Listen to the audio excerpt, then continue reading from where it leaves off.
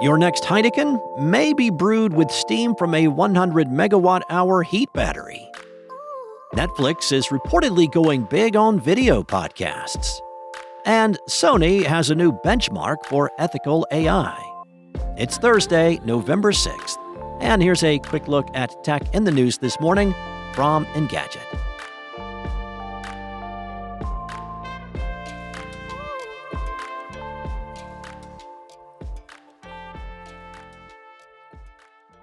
Brewing beer can be a highly polluting activity because gas boilers are normally used to create the enormous volumes of steam required for the process.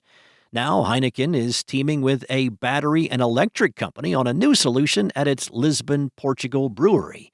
They're building a 100 megawatt hour grid and solar-powered heat battery that will generate the steam while reducing carbon emissions. Heat batteries use materials like ceramics to store and then release heat, much as a regular battery stores and releases electricity.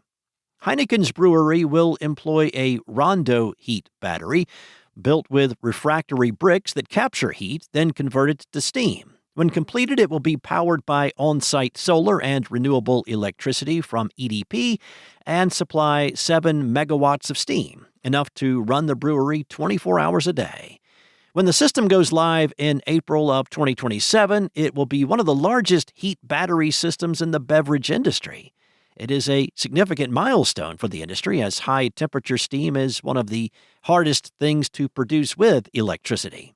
It's a key part of Heineken's goal to hit net zero carbon emissions by 2040, while also being a win for Portugal, which aims to reduce greenhouse gas pollution 55% by 2030. The system will be hands-off for Heineken, as EDP will take care of building and running it, and Rondo will supply the battery technology. Heineken's VP said, "This project not only helps us reduce our reliance on conventional energy, it shows how practical innovation and strong partnerships can deliver meaningful improvements across our supply chain."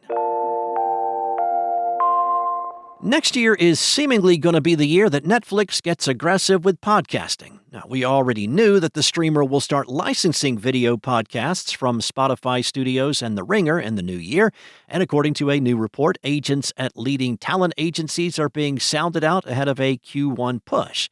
Sources have told The Hollywood Reporter that Netflix has sent dozens of requests to agents at WME, UTA, and CAA as it looks to add more video podcasts to the platform.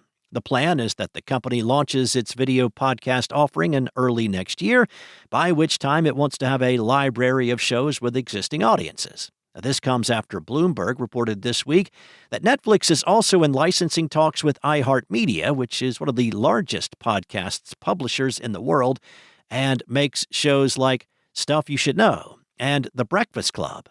According to Bloomberg's sources, Netflix wants an exclusivity deal that would mean featured shows would no longer be uploaded to YouTube. The latter is Spotify's biggest rival in the space and passed 1 billion monthly active podcast viewers at the start of this year. The Spotify deal Netflix penned last month includes 9 sports podcasts at launch, among them the Bill Simmons podcast and the Zach Lowe Show. Other video podcasts coming to the streaming service include Serial Killers and The Ringer's The Rewatchables. Sony AI released a dataset that tests the fairness and bias of AI models. It's called the Fair Human-Centric Image Benchmark, or FHIBE, pronounced Phoebe.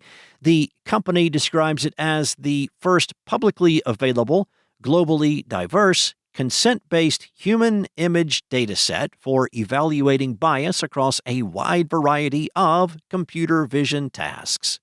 In other words, it tests the degree to which today's AI models treat people fairly. Spoiler alert, Sony didn't find a single dataset from any company that fully met its benchmarks.